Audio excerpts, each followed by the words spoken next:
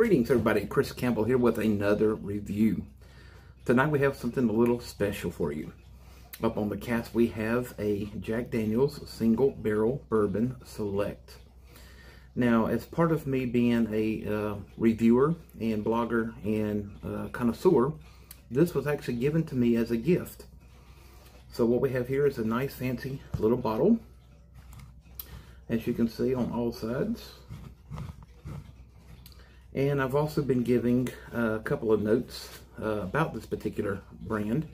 So it's 94 proof, 47% ALC volume. It's barreled, it was actually barreled according to the neck of the label. It was in the barrel. Barrel number was 19-01271. This was actually bottled in the bottle January the 5th of 2019, and that's also on the neck of the bottle.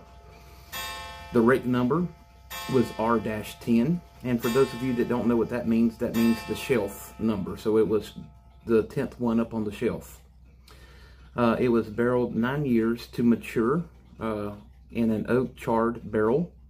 It's a 375 milliliter bottle, and it's a single barrel bourbon select by Jack Daniel's Whiskey in Lynchburg, Kentucky, or Tennessee, excuse me.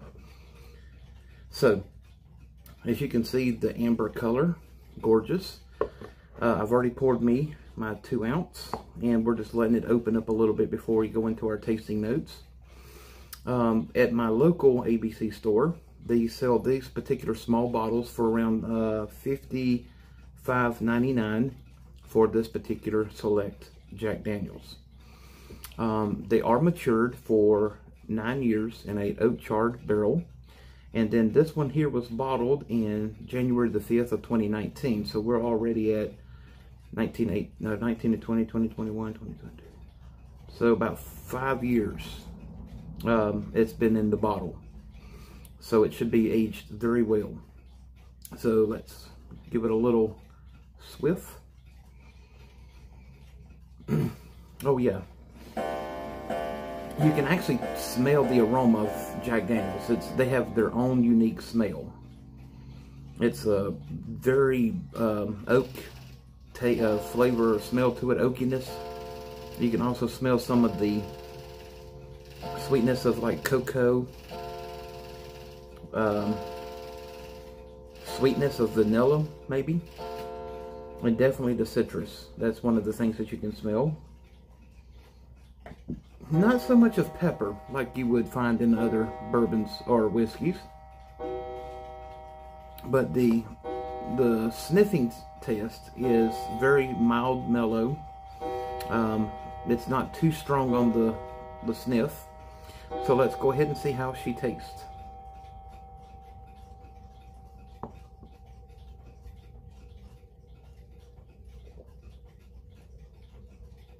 Okay.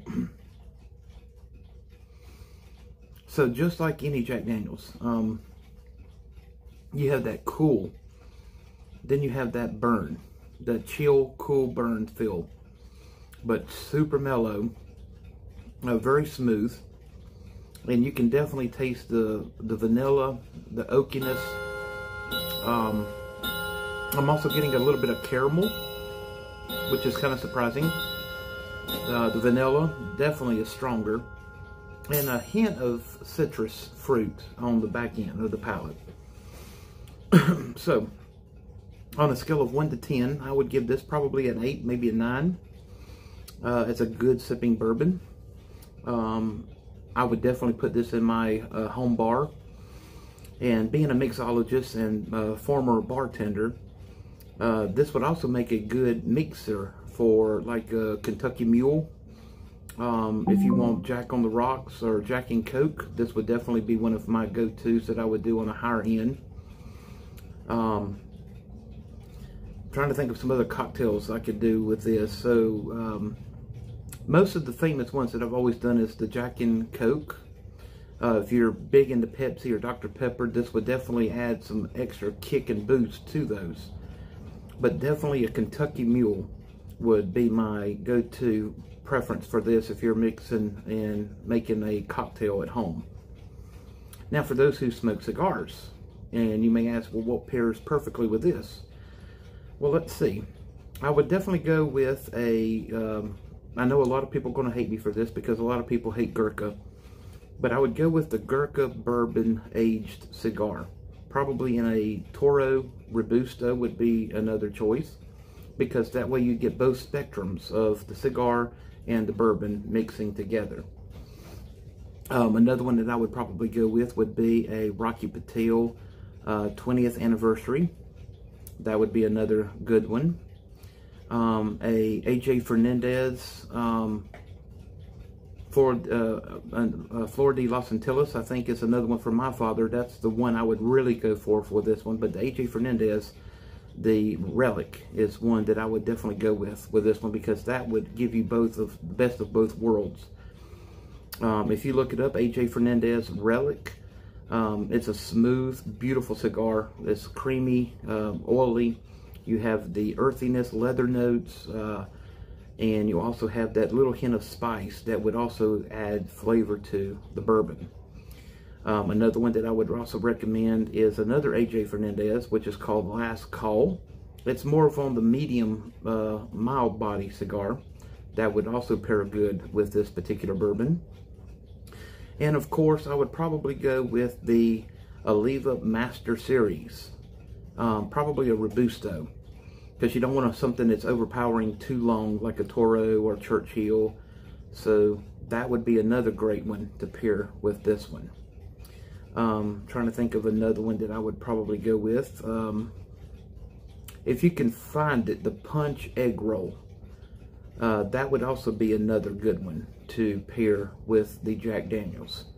A lot of brick and mortar stores, cigar stores, are currently out of the Egg Roll by Punch, but the Punch is one of the good ones that I would pair with this. If you cannot find the Egg Roll, probably a Punch Signature Series, or the Punch Lot 20 or 22, I think is what it's called. It's a rare one that you can find. It's not the Perdomo, but it's called Punch 22, and that would be a good one to pair with the Jack Daniels.